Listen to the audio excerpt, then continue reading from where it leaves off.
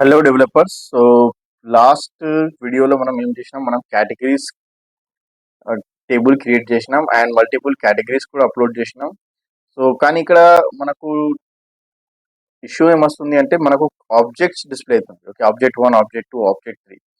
So నాకు ఇక్కడ ఏం చేయాలంటే మనం ఏ కేటగిరీ డిస్ప్లే, ఫర్ ఎగ్జాంపుల్ ఇక్కడ టేబుల్ రాసి ఉంది. ఓకే, సో నాకు ఇక్కడ టేబుల్ డిస్ప్లే చేయాలి. ఓకే, ఆబ్జెక్ట్ 2 దగ్గర ఏం రాసినాము, ల్యాప్టాప్ 2. సో అంటే ఏదైనా మనం నేమ్ స్టోర్ చేసినా కదా, ఆ నేమ్ ఇక్కడ డిస్ప్లే చేయాలి. ఆబ్జెక్ట్ 1 అంటే ఫర్ ఎగ్జాంపుల్ నేను ఒక 10 ఆబ్జెక్ట్ క్రియేట్ చేస్తే ఆ 10 1 2 3 అంటే నాకు ఎట్లా అర్థమవుతుంది, రైట్? అండ్ ఇంకా ఏంటంటే ఇక్కడ చూడండి, ఇక నాకు మనం ప్రోడక్ట్స్ అప్లోడ్ చేస్తున్నాము. సో ప్రోడక్ట్ అప్లోడ్ చేసేటప్పుడు కూడా ఇక్కడ చూడండి కేటగిరీ 1 2 3 డిస్ప్లే అవుతుంది. అంటే నేను ఏ కేటగిరీలో స్టోర్ చేయాలి. సో ఈ ఇష్యూ మనం సాల్వ్ చేయాలి. సో ఫస్ట్ ఆఫ్ ఆల్ మనం మన కోడ్ ఓపెన్ చేస్తున్నాం. సో కోడ్ లో మనం కేటగిరీ డాట్ పీవై ఉంది. Okay, right. సో మనం ఏదైనా అడ్మిన్ ప్యానెల్లో మనం ఇష్యూస్ వస్తే మనకు అడ్మిన్ డాట్ పీవై ఫైల్ ఉంటుంది. ఓకే, సో ఇది అడ్మిన్ డాట్ పీవై. సో ఇక్కడ మనం ఆల్రెడీ రిజిస్టర్ చేసిన తర్వాత ఇక్కడ మనం ఏం చేయాలి అంటే మనకు ఒక స్ట్రింగ్ అనే ఒక మెథడ్ ఉంటుంది. ఓకే, ఒకవేళ మీకు తెలియకపోతే మీరు రీసెర్చ్ చేయొచ్చు. జస్ట్ గూగుల్ ఓపెన్ చేయండి. ఓపెన్ చేసిన తర్వాత what is STR in Python.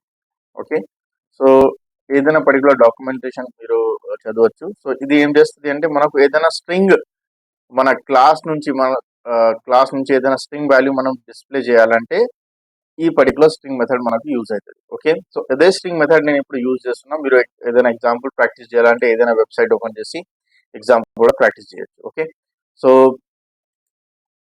ఇక్కడ నేను ఏం చేస్తున్నా, ఒక మెథడ్ క్రియేట్ చేస్తున్నా, డెఫ్ ఎస్టిఆర్. ఓకే, అండ్ నెక్స్ట్ మనకు సెల్ఫ్ పారామీటర్ వచ్చేస్తుంది.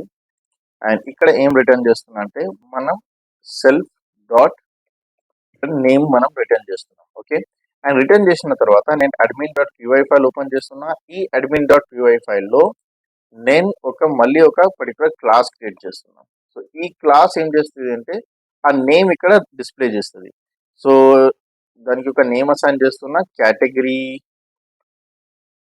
ఏదైనా నేమ్ అసైన్ చేయొచ్చు, కేటగిరీ ఇన్ఫో అని అసైన్ చేస్తున్నాం. అండ్ ఇక్కడ మనం ఏం చేయాలంటే models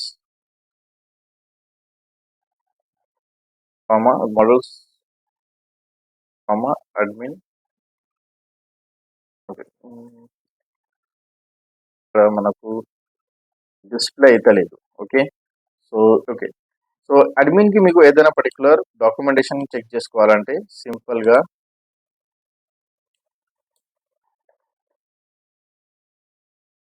Django admin dot py documentation. Okay, ఇక్కడ సింపుల్ గా సెలెక్ట్ చేసేయండి. సెలెక్ట్ చేసిన తర్వాత ఇక్కడ మనకు మల్టిపుల్ వెబ్సైట్ వచ్చేసింది. So let's open the Django official documentation. And ఇక్కడ మీరు చెక్ చేస్తే మోడల్ అడ్మిన్. ఓకే, సో ఇక్కడ చూడండి అడ్మిన్ డాట్ మోడల్ అడ్మిన్ మనకు ఒక క్లాస్ ఉంది. సో ఈ క్లాస్ మనం ఏం చేస్తున్నాం, ఇన్హెరిట్ చేస్తున్నాం. ఓకే, సో ఇది ఇన్హెరిట్ చేసిన తర్వాత అడ్మిన్ ప్యానెల్లో మనకు ఏదైనా ఇక్కడ ఆబ్జెక్ట్ డిస్ప్లే అవుతుంది. ఇక్కడ చూడండి మనకు ఆబ్జెక్ట్ 1 ఆబ్జెక్ట్. సో ఈ పడకు మనకు చేంజ్ చేయాలి. సో చేంజ్ చేయాలంటే మనం ఏం చేయాలి, ఇక్కడ సేమ్ థింగ్ జస్ట్ నేను కాపీ పేస్ట్ చేస్తున్నా.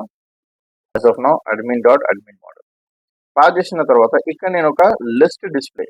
ఓకే, లిస్ట్ డిస్ప్లే అంటే మనకు ఏం డిస్ప్లే చేయాలి. సో దానికోసం మనకు లిస్ట్. ఓకే, ఇక్కడ ఉందా లేదా మనం చెక్ చేద్దాం. డాక్యుమెంటేషన్ లో లిస్ట్ డిస్ప్లే కనిపిస్తలేదు. Let's search here list display. Django admin dot site list display.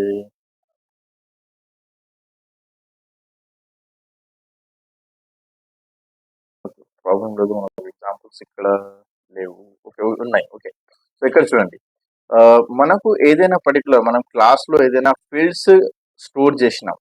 ఆ ఫీల్డ్ గురించి మనకు ఏదైనా డేటా డిస్ప్లే చేయాలంటే మనం లిస్ట్ డిస్ప్లే ఈక్వల్స్ టు ఆ ఫీల్డ్ ఇక్కడ మెన్షన్ చేయాలి. సో మన ఇష్టం, మనం ఎన్ని ఫీల్డ్ మెన్షన్ చేసినా అట్లాంటి ఒక టేబుల్ క్రియేట్ అయిపోతుంది అండ్ ఆ టేబుల్ వాల్యూ అక్కడ డిస్ప్లే అవుతుంది. సో ఇక్కడ కేటగిరీలో మనకు ఒకటే ఫీల్డ్ ఉంది, అందుకోసం నేను ఏం చేస్తున్నా, జస్ట్ ఒకటే ఫీల్డ్ ఇక్కడ డిస్ప్లే చేస్తున్నా. ఇది కంపల్సరీ మనం స్ట్రింగ్ లోనే డిస్ప్లే చేయాలి. డిస్ప్లే చేసిన తర్వాత ఈ క్లాస్ ఉంది కదా కేటగిరీ ఇన్ఫో, ఇక్కడ మనం పాస్ చేసుకోవాలి category info. That's it. Okay.